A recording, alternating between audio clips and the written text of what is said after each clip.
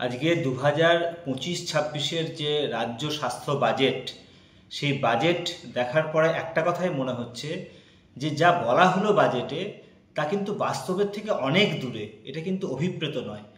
বেশ কিছু কথা তো অন্তত মন গড়া, যেমন 977টি এসেনশিয়াল মেডিসিন নাকি সমস্ত সরকারি হাসপাতালে পাওয়া যায়, কিন্তু সাধারণ মানুষের ভুক্তভোগী তারা জানেন যে সরকারি হাসপাতালগুলোতে অত্যন্ত প্রয়োজনীয় ওষুধপত্র যেগুলো বেশিরভাগই পাওয়া যায় না। ফলে এই ধরনের মন্তব্য করা উচিত হয়নি বলে আমরা মনে করি। মাতৃমৃত্যুর হার সারা দেশে যেখানে 97, সেখানে আমাদের রাজ্যে পশ্চিমবঙ্গে 103। সাধারণভাবে দেশের গড়ের থেকে বেশি। 5 বছর আগে এই পশ্চিমবঙ্গে কিন্তু মাতৃমৃত্যুর হার কম ছিল, 97 ছিল। গত 2024-এ কিন্তু বেড়ে এখন হচ্ছে 103। সেখানেও মাতৃমৃত্যু নিয়েও কিন্তু একটা রং ইনফরমেশন দেয়া হলো। মাতৃমৃত্যু হার যে বেড়েছে সেই কথাটা কিন্তু উল্লেখ করা হলো না। নেক্সট হচ্ছে যে ওষুধ যে গুণমান সরকারি হাসপাতালগুলোতে পাওয়া যায় সেটা নিয়ে তো কোনো প্রশ্নই করা চলে না। কারণ হচ্ছে যে কয়েকদিন আগে মেদিনীপুর মেডিকেল কলেজে যেখানে জাল স্যালাইন পেয়ে, রিঙ্গার ল্যাকটেট পেয়ে মা মারা গেলেন, এবং সেটা নিয়ে কিন্তু কোনো বিচার হলো না, কোনো শাস্তি হলো না পর্যন্ত কোনো স্বাস্থ্যকর্তার। ফলে এটা অত্যন্ত দুঃখজনক। সেটাও কিন্তু কোনো বাজেটে কোনো উল্লেখ নেই।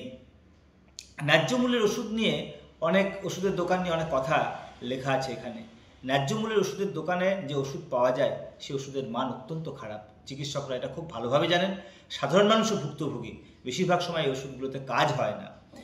ওভারঅল বাজেটে যে বরাদ্দ করা হয়েছে, কেন্দ্রীয় বাজেটে যেমন স্বাস্থ্য খাতে আমরা দেখলাম অত্যন্ত সামান্য তারা বাড়িয়েছে, বরাদ্দ করেছে। মূল্যবৃদ্ধি যে হারে হচ্ছে সে তুলনায় কিছুই নয়। রাজ্য বাজেটেও তাই, বরাদ্দ অত্যন্ত কম।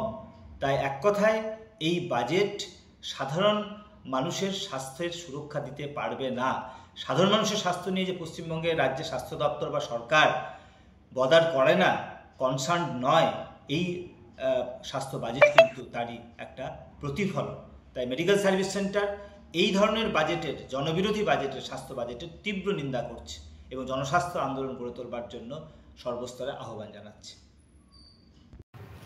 আজ রাজ্য সরকার যে স্বাস্থ্য বাজেট পেশ করেছে, আমরা সার্ভিস ডক্টরস ফোরামের পক্ষ থেকে মনে করি এক কথায় এটা অত্যন্ত জনবিরোধী এবং জনস্বাস্থ্যের পক্ষে অত্যন্ত ক্ষতিকর একটা স্বাস্থ্য বাজেট। কারণ এই বাজেটে কতগুলো মিথ্যাচার ছাড়া অন্য কিছু করা হয়নি। যেখানে প্রথমেই বলা হয়েছে যে স্বাস্থ্য ব্যবস্থা আজকে নাকি উন্নত মানের এবং একটা সহজলভ্য। আজকে তার নমুনা হচ্ছে আজকে এই রাজ্যে প্রসূতি মৃত্যুর হার হচ্ছে 103, যেখানে কোনো সভ্য দেশে 30-এর উপরে প্রসূতি মৃত্যুর হার হয় না। আমাদের দেশেরও বিভিন্ন রাজ্যে আজকে প্রসূতি মৃত্যুর হার কিন্তু 30-এর নিচে রয়েছে। কিছুদিন আগে পর্যন্ত ভারতবর্ষের গড় ছিল হচ্ছে 109, যেখানে পশ্চিমবঙ্গের গড় ছিল 97। আজকে সেটা এতটাই অবনতি ঘটেছে যেখানে পশ্চিমবঙ্গের গড় হচ্ছে 103, গোটা ভারতবর্ষের গড় হচ্ছে 97। তাহলে এটাই কি আজকে উন্নত মানের স্বাস্থ্য পরিকাঠামো, সহজলভ্য স্বাস্থ্য পরিকাঠামোর উদাহরণ? তাহলে অত্যন্ত মিথ্যাচার করেছে প্রথমেই। দ্বিতীয় কথা হচ্ছে আজকে যে 911টা যে ওষুধ যেটা সুলভে সমস্ত হাসপাতালে সাপ্লাইয়ের কথা বলা হচ্ছে, মানুষ মাত্রই সেটা উপলব্ধি করতে পারছেন। আজকে স্যালাইন কিনে দিতে হচ্ছে, আজকে প্যারাসিটামলের মতো ওষুধ কিনে দিতে হচ্ছে, সামান্য একটা অ্যান্টিবায়োটিক কিনে দিতে হচ্ছে। তাহলে এটাই কি তার নমুনা? এবং অত্যন্ত নিম্নমানের ওষুধ আজকে স্যালাইন আজকে হাসপাতালগুলোতে সাপ্লাই করা হচ্ছে। মেদিনীপুর মেডিকেল কলেজে কিছুদিন আগে যে প্রসূতির মৃত্যু হলো তার প্রত্যক্ষ প্রমাণ।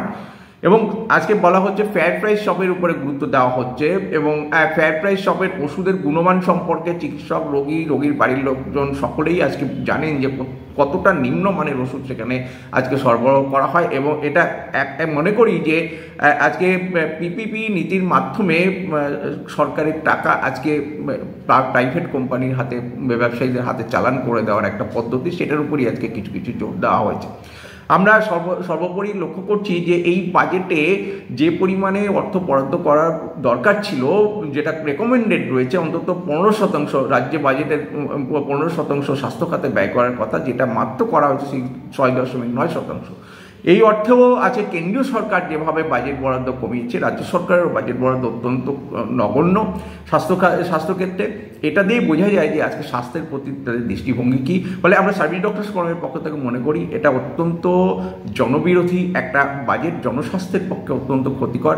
আমরা আপামর সমস্ত মানুষ এবং চিকিৎসক সমাজের কাছে আহ্বান জানাচ্ছি এর বিরুদ্ধে, এবং আজকে যথার্থ অর্থে উন্নত স্বাস্থ্য পরিকাঠামোর দাবিতে, স্বাস্থ্য ব্যবস্থার দাবিতে এবং যথার্থ অর্থে বরাদ্দ করার দাবিতে আপনারা জনস্বাস্থ্য আন্দোলন গড়ে তুলুন।